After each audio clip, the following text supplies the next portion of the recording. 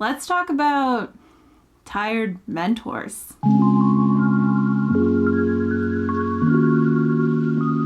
Hello everyone, welcome back. My name is Becca Elliott D. Moose. Today we're going to start a series called Tired Mentor Appreciation, where we talk about mentors who are tired and we appreciate the heck out of them. But before we get into appreciating today's mentor, I thought we should take a brief pause and explain what exactly is a tired mentor. Mentors in anime or other fiction or in day-to-day life as well are generally individuals who are highly skilled themselves, but they also have the ability to train and teach other individuals on their quest for growth. They're able to balance pushing their students or their mentees to their limits, but also create strong emotional attachments that in turn aid the individual in their growth. There's physical growth, but you also need to train your mental growth. And that can be in pushing yourself, but that also sometimes maybe needs to be like a pat on the back or, hey,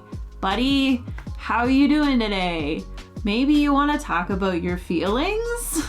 Or, hey buddy, you're not weak, you just need to practice. Emotional bonds like that. And usually a mentor is able to see their student and their mentee for who they actually are before the individual is able to see that in themselves. So they're able to bring that out through their training. There are many examples of mentors in animes or in fiction or even in my own personal life that I know that aren't tired, that definitely deserve appreciation. But I personally believe that the tired element of a mentor adds a little bit of realness to the character, a relatability element. Because I know these mentors who are especially tired, they have seen things in the world, like crazy things. The mentors have usually experienced some of the darker parts of this world through hardship and challenges, and it being kind of like a burden being within the world. I mean, I think that can be pretty relatable. And also, these mentors are just tired because they're just tired. They are sleep deprived. They don't sleep. They have insomnia. They should have a nap.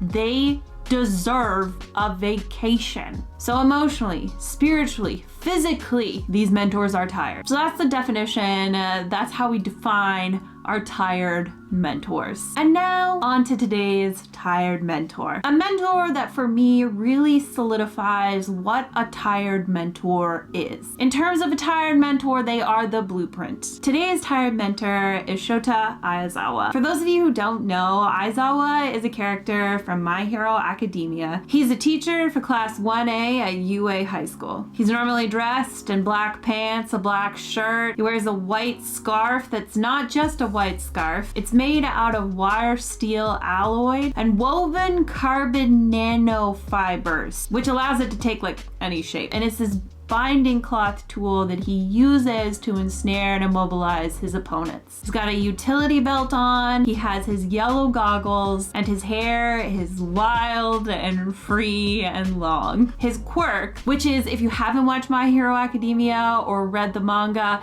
it's their hero abilities, their superhero abilities, they call them quirks. His quirk is erasure, which gives him the ability to nullify another person's quirk by looking at them. If he blinks, then his erasure is done and the other person will gain their quirk back. This is a personal opinion. I think Aizawa has one of the coolest quirks in all My Hero Academia.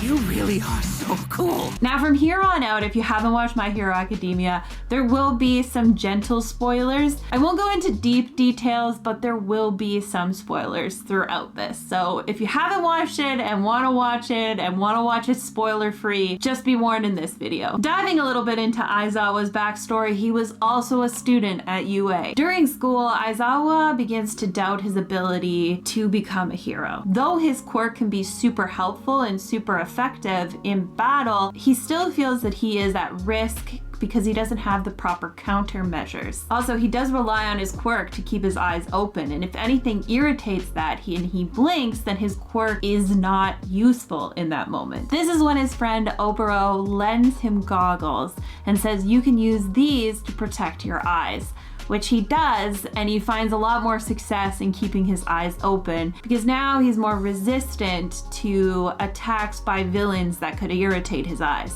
And this act does increase his confidence in himself. During a work study, Aizawa and his friend Oboro are on a patrol when a villain attacks the area they were in. In an effort to save some children that were in the area, Oboro ends up saving the children, but ends up getting crushed by the falling rubble, by the villain's attack. And Aizawa is there to see it all. Though Aizawa was able to defeat the villain in the end, the loss of his friend is extremely hard on Aizawa. He intensifies his solo training and begins to isolate himself from everyone at UA. When he graduates from UA, he creates his own independent hero agency, saying he wants to be an independent underground hero specializing in anti-villain combat. There are extra stories about this time in Aizawa's life. There's a series called My Hero Academia Vigilantes, which is a manga series. The manga itself has always been on my TBR, and I know Aizawa is in it, so more of his adventures are in there. But he does eventually come back to UA as an educator to teach the next generation. And Aizawa, as a teacher, he's pretty strict. He places high expectations on his students. He's not afraid to put his students through rigorous training, and he often pushes the more unpleasant parts of heroism in his training and in his sessions so his students can overcome their limits and push themselves as heroes.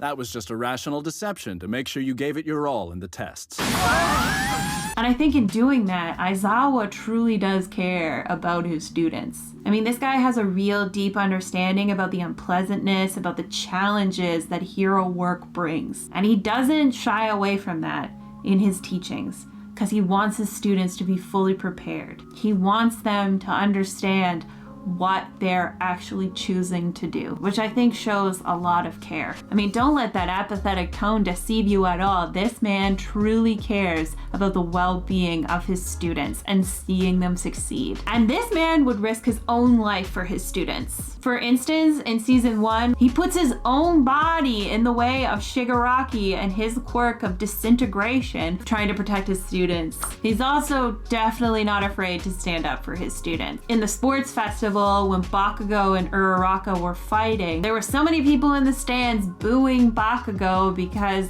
he was fighting Uraraka with his full force. And Aizawa picks up the mic and tells the audience off, saying that Bakugo is actually showing respect to Uraraka by giving her the fight she deserves. And if you can remember, those who have watched My Hero Academia, he's like totally bandaged all the way up. His little eyes are popping out. He's like in a lot of pain, but he's still there watching his students. He also has the ability to see his students' strength even when they don't see it, or even when the faculty themselves doesn't see it. He decides to personally train Shinzo, who has the quirk brainwashing. And Shinzo is actually not in the hero track. When Shinzo took the entrance exam to get into UA high school, he didn't score high enough to get into the hero track. Aizawa is one that does think that the entrance exam into UA doesn't fairly judge people's abilities. So he takes on Shinzo to train him. He sees that Shinzo's brainwashing quirk has similar abilities to his own. It may not be as flashy as Izuku or Todoroki or Bakugo's quirk, but it still is quite powerful, and used correctly can be very effective. He trains Shinzo in hand-to-hand combat to help him better defend himself, and also how to use his quirk effectively in battle. Aizawa is truly a dedicated teacher and also hero, pushing himself to the limits to help others. This, however, comes at a cost. The cost being those big bags under his eyes. Observe the exhausted-looking man. This man, he needs a nap, and he needs it immediately. Between teaching and his hero work, this man has little to no room to be by himself, which I think he needs. His quirk also requires a lot of concentration and a lot of effort, which also drains your energy. I do think though that Aizawa values sleep, and I think that's evident by him having always his trusty little sleeping bag with him so close all the time, ready to take a nap whenever is necessary. Whenever he has time to take a nap, this man will do it. Kind of original programming. You need to decide what you want to do today. Honestly, the sleeping bag is genius. Caring about and pushing his students as well as pushing himself. This man is physically, emotionally, spiritually, mentally exhausted, which makes him the most prime example of a tired mentor. One that deserves all the appreciation. We appreciate you, Aizawa. We love you. Please join me next time when we have another mentor that is tired that we need to appreciate. If you have any suggestions of tired mentors that you would like to appreciate, let me know in the comments and we can appreciate them. Let's do it. Let's appreciate our tired mentors. They deserve it. Until next time we meet to talk about tired mentors, if you need to get yourself a portable sleeping bag to have a nap, this is your permission to do it. You've got this. I believe in you. Take those naps. Have a good day.